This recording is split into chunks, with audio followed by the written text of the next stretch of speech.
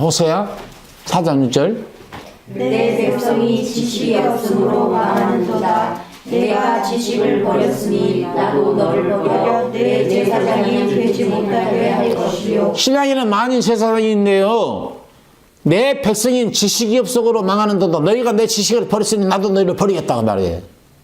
무서운 말입니다. 이거 주님으로부터 버림받는다고 하는 것은 심판받는다는 얘기예요. 아주 무서운 말입니다. 지혜란 뭐냐? 지혜란 사물의 이치를 빨리 깨닫고 사물을 정확하게 처리하는 정신적인 능력을 지혜라고 말한다면 이 지혜는 이로부터 오는 거고요. 지식은 뭐냐? 어떤 대상에 의해서 배우거나 실천을 통해서 알게 되는 명확한 인식이나 이해를 일컬어서 지식이라고 그러는데, 어떤 대상으로 하여금 배웠다 이거예요. 어떤 대상에게 무엇을 배웠느냐, 이게 굉장히 중요한 것이죠. 자, 우리가 목회자에게 말씀 배우잖아요. 어떤 목회자에게 어떤 말씀을 들었느냐, 어떻게 배웠느냐에 따라서 갈라진다는 것이죠. 의사가 사람을 살려야 할 막중한 임무를 띠고 있지만은 전문의가 있다니까. 의사는 의사인데 전문의가 있고 그냥 의사 자격증만 따가지고 처음에는 실패도 하고 실험 삼아서 주사바늘 막 찔러대는 그런 의사들도 있는 거예요. 제가 지난번에 한국 갔다 왔잖아요. 안 검사를, 눈 검사를 가족들이 다 했습니다. 눈이 빡빡해요. 근데 이상 없대요. 악령도 잘 맞대요. 약도 안 주더라고요. 아무래도 이상하다 해가지고 밝은 안과, 제가 자주 갔던 서울의 시청함에 있는 밝은 안과를 갔는데, 아니, 백내장이 조금 오려고 그럽니다. 다음에 한국 오시면 수술을 하세요. 그리고 아침에 이건 한 아침과 저녁에 2번만 넣는 약을 각 짜서 넣는 거 있잖아요. 그 이름은 모르겠는데 그걸 한 깍 주시고, 그게 5개, 5개에서 10개인가 들었을 거예요. 주고, 그리고 매일 한 2시간 만에 넣는 안약, 그러니까 인공 눈물이라고 있어요.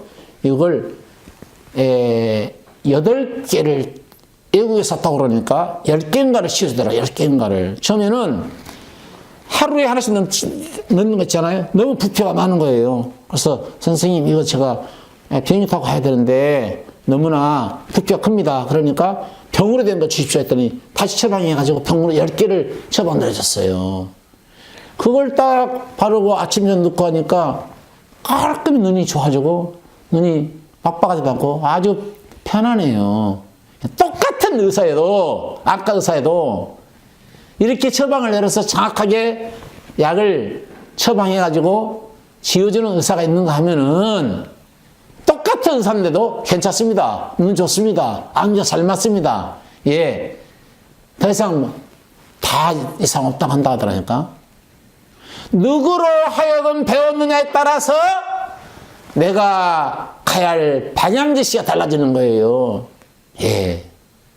바이블을 누구한테 배웠느냐에 따라서 내가 가야 하는 길이 판이하게 달라지는 것입니다. 여러분, 오늘 제가 망할 사람들의 4종류의 사람을 제가 이야기해 드리겠습니다. 첫째는 지식이 없으면 주님으로부터 버림받고 망할 사람이고, 두 번째는 지각이 없으면 하나님으로부터 불쌍히 여김받지 못한다 했어요. 그게 이사야 27장 11절에 찾아보세요. 가지가 마르면 꺾이나니 여인이 와서 그것을 불사를 것이라. 예, 가지가 마르면 당연히 여인이 와서 그걸 꺾어다 불사르죠. 예, 가지가 마르면 꺾일 뿐만 아니라, 아니네, 나무까지는 새싹을 피해야 할 의무가 있는 거고, 잎사귀를 피해야 할 의무가 있는 거고, 살았다고 해서 보여줘야 안 꺾이지.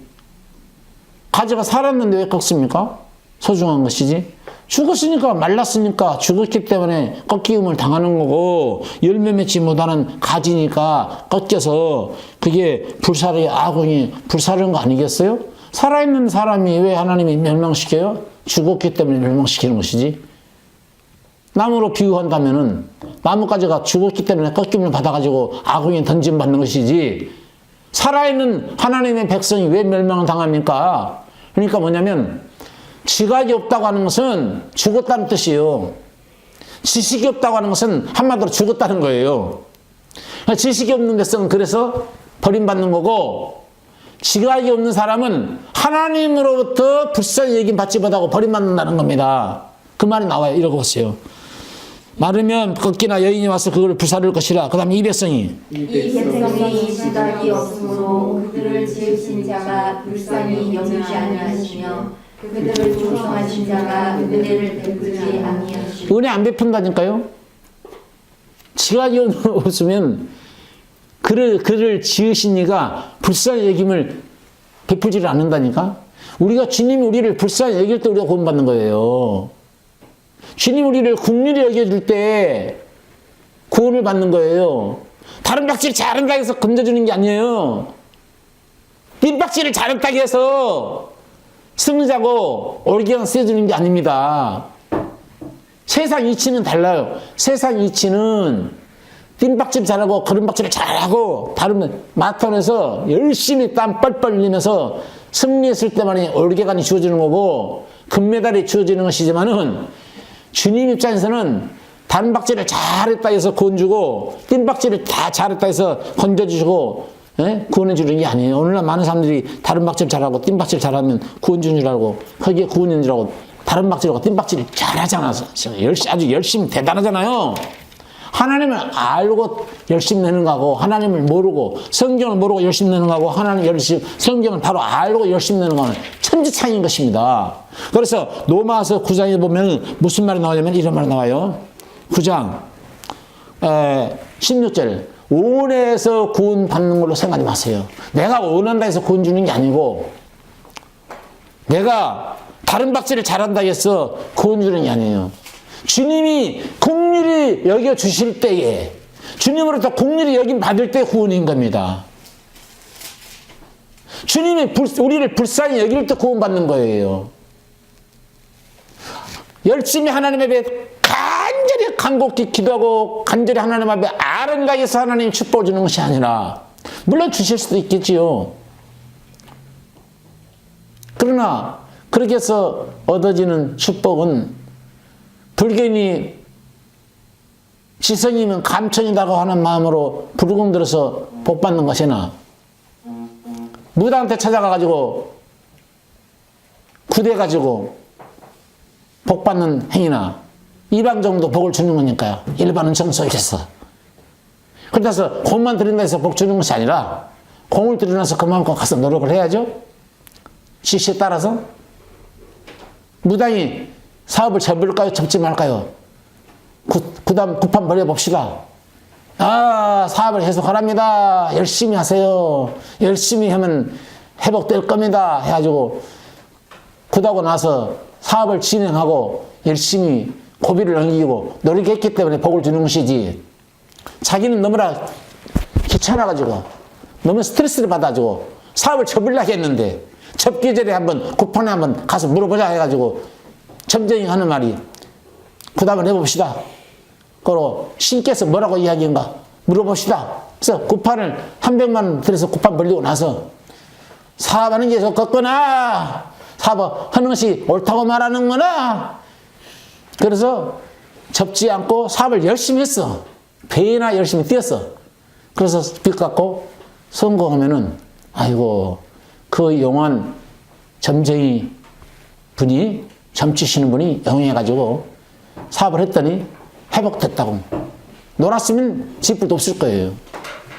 지성이면 감춰다고 열심히 가서 절에 가서 공 들이고 빙글빙글 놀면 아무것도 없어. 지불도 없어. 열심히 노력하니까 주어졌겠죠. 기도도 마찬가지예요. 기도도 열심히 기도하고 나서 그냥 놀아? 밥 먹고 놀아? 구하라 주실 것이요, 구할 것이요, 찾으라 찾을 것이요, 문을 두드리라 그러면 열릴 것이니라 했기 때문에 그 말씀대로 구하고 찾고 두드리겠더니 하나님이 주셨습니다. 그러면 구하고 찾으고 두드려서 줬다고 한다면 맨날 일거리가 구하고 찾고 두들기는 것이 일감이 되어가지고 밥만 먹었다면은 산에 가서 엎드려서 기도하고 구하고 찾아야 주실 거 아닐까요? 그런데 구하고 찾고 두드려서 일하지 않고 놀고 있으면은 뭐 감나무 위에서 감 떨어지기를 바라고 입만 벌리고 있으면 감이 쏙 입으로 들어나는 거예요. 감을 직접 따러 가야지. 열심히 일해야 되는 거예요. 이게 노동의 결정차에 의해서 주는 것들입니다. 그것을 일컬어서 일반 은총이라고 그러는 거고, 그것도 기도했기 때문에 하나님이 주셨다고 하면 하나님이 주신 거고, 자기가 믿는 신이, 자기가 어떤 신을 믿는지 몰라도 쉽게 간구했더니 줬다고 하면 신 준 거예요. 우리 주님이 원하는 복은 그런 게 아니에요. 생명과 연관되는 건데, 구원과 연관되는 복인데, 구원과 연관되는 복을 먼저 받고 나서 너가 이제 남의 자식이 아니지 않느냐, 내 자식이지, 내 자녀는 내가 책임진다라고 하는 의미에서 하나님이 쏟아 부어주시는 복, 그게 진짜 복인 거예요. 그러니까 먼저 그 나라 그 의를 구해서 이 모든 것을 받아 누리는 거, 그게 진짜 복인 것이죠. 최고의 복은 뭐냐? 그분으로부터, 복의 근원이신 그분으로부터 오는 건데, 그러려면 다른 박자라고 원해서 주어지는 것이 아니라 구원 문제예요. 국률이 여기실 분에 의해서 구원을 받고 나서, 그리고 당신의 자녀이기 때문에 당신이 공급해 주시는 것을 받아 누리는 것, 그게 진짜 복인 것입니다. 그게 바로 로마서 9장 16절에 나오는데 읽어보세요.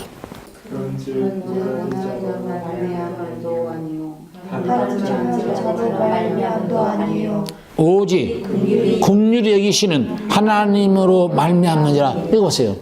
다른 박사를 잘한다고 해서 구원받는 게 아니라니까. 열심히 새벽기도하고 금식기도 철학기도 한다 해서 건진받는 게 아니라 말입니다. 여러분 로마서 2장이 찾았으니까 그 10장 옆에 보세요. 10장 옆에 2절, 10장 옆에 9장 찾았으니까 그 옆에 보세요. 10장 2절 보겠습니다. 내가 증거하노니, 시작. 내가 증거하노니 저희가 하나님께 열심히 있으나 지식을 쫓은 것이 아니요 하나님의 의를 모르고 자기 의를 세우려고 힘써 하나님의 의를 복종치 아니하였느니라. 여기 보세요. 열심히 있다니까.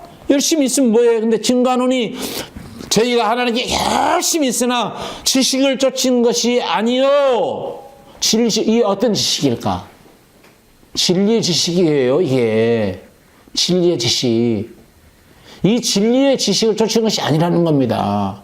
잘못된 지식을 쫓은 것이죠. 잘못된 지식에 의해서 끌려가는 것이죠. 그래서 아까 제가 말씀을 드렸습니다. 이끌어주는 자에 의해서 알아가는 것, 그리고 경험적으로 알아가는 것을 일컬어서 지식이라고 하는데, 누구에게 이끌림을 받았느냐, 이게 굉장히 중요한 것입니다. 세상 모든 지식은 이 땅을 살아가는데 필요한 것이지만은 하나님을 아는 지식은 구원을 얻는데 필수적이에요. 구원을 얻는데 필수적입니다. 오늘 이사야 보니까 21장 11절에 보니까 가지가 마르면 꺾이나 여인이 와서 그것을 사를 것이라. 이 백성이 지각이 없으므로 그들을 지으신 자가 불쌍히 여기지 아니하며. 불쌍히 여길 때, 그분이 나를 불쌍히 여겨줄 때, 그분이 나를 긍휼히 여겨주실 때 내가 긍휼히 여김을 받음으로 말미암아 구원인데,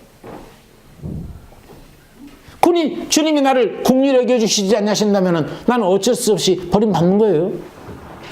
주여 나를 불쌍하게 여겨 주시옵소서. 구원받은 자의 모든 사람들이 주여 나를 불쌍히 여기시옵소서. 다윗의 자손 예수여, 소경된 자가 와가지고 다윗의 자손 예수여 나를 불쌍히 여기시옵소서. 내가 너에게 무엇을 해주기를 원하느냐. 주여 보기를 원하나이다. 그래서 주님이 소경된 자에게 눈을 열어주는 기적을 베풀어 주셨지 않았습니까? 육신적인 병을 고쳐주신 것은 이면적을 포기하기 위함이에요. 유신적인 소경을 눈을 뜨게 해준 것은, 야, 내가 소경 눈 뜨겠지 않았냐. 그러면 네 영적으로 눈이 감겼지 영적으로 눈을 뜨게 해줄 자가 나다. 그걸 계시하기 위해서 그런 기적과 이적을 베푸셨는데, 사람들은 그거 외에 그 이상의 것을 보지 못한다는 거예요. 항상 말씀드렸습니다마는, 아니, 아름다운 미술 그림을 보면은 화가가 생각나는 거 아닙니까? 집들을 보면은 설계자가 생각나야 되는 거 아니에요? 집마다 지은이가 있는 것처럼 만물을 지은 이는 하나님이시니라. 그러면 만물이 지어진 것을 보면은 만물을 지으신 이를 생각해야 되는 거 아니에요? 그게 바로 만물만 보고 감탄할 것이 아니라 우주 만물을 통해서 이렇게 아름답게 창조하신 분이 계시지 않을까? 하라고 한 번 정도로 생각해야 되는 거 아니에요? 그게 그 이상의 것을 생각하는 사람이죠. 송혜경 눈뜨기하고 문두병 고쳐주는 것으로 고쳤구나. 그걸로 끝나면 무슨 의미가 있습니까? 그러니까 성경이 기록됐지만 이 성경을 통해서 이면을 깨달았지, 이면을. 왜 지각이 없으면 하나님으로부터 불쌍히 여김 받지 못한다고 했는가? 지각이 뭔데요? 지각은 하나의 깨달음입니다. 하나님의 말씀을 들을 때, 야, 내가 너에게 이렇게 말을 했건만 내 말을 그렇게도 못 깨닫느냐? 예수님께서 보리떡 7개로 7,000명을 먹였는데 예수님 하신 말씀이 뭐라냐면 누룩을 주의하라 그랬어요. 이게 누룩을 주의하라 하니까 제자들이 하는 말이, 우리가 지금, 너 누룩 있니? 없어. 왜 누룩을, 떡에다 넣는 누룩이 없는데 왜 누룩을 주의하라는 말씀을 주님 하시지? 그러니까 예수님이, 내가 떡 5개로 5,000명을 먹이고 7개로 7,000명을 먹였음에도 불구하고 왜 떡에다 넣는 누룩인 걸로만 알고 있느냐? 어찌하여 내 말을 깨닫지 못하느냐? 예수님 마태복음 그런 말씀하세요. 왜 내 말을 깨닫지 못하느냐? 참 답답하다. 그제서 그들이 서기관과 바리새인들의 교훈을 상고하라는 말이구나 라고 깨달은 거예요. 여러분, 누룩설교가 많아요. 우리가 먹어서는 안 될 누룩설교가 엄청 많습니다. 누룩설교는 온 가루를 부풀게 해버리는 것이에요. 그래서 중요하다는 거예요. 그래서 제가 속죄를 띄우고 난 다음에는요, 속죄 띄워드리고 나서, 여러분 생명 탄생 드리고 나서는 전혀 율법 설교를 안 할 겁니다. 누룩 설교를 안 할 거예요. 그러면 지금은 가끔 율법 설교도 해요, 제가. 왜? 율법 설교로 죄를 끌어내야 되니까. 율법은 하나님의 거룩한 잣대거든요. 신령한거든. 어렵단 말이죠. 거룩한 거야.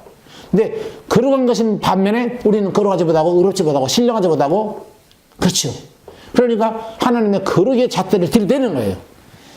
들이대가지고 내 자신이 죄인인 것을 철두철미하게 깨달아야만이 나는 의인을 부르는 게 아니고 죄인을 부르왔다라고 하는 말씀이 들려오는 거예요. 복음으로 들려오는 거예요. 기쁜 소식으로 들려오는 거예요.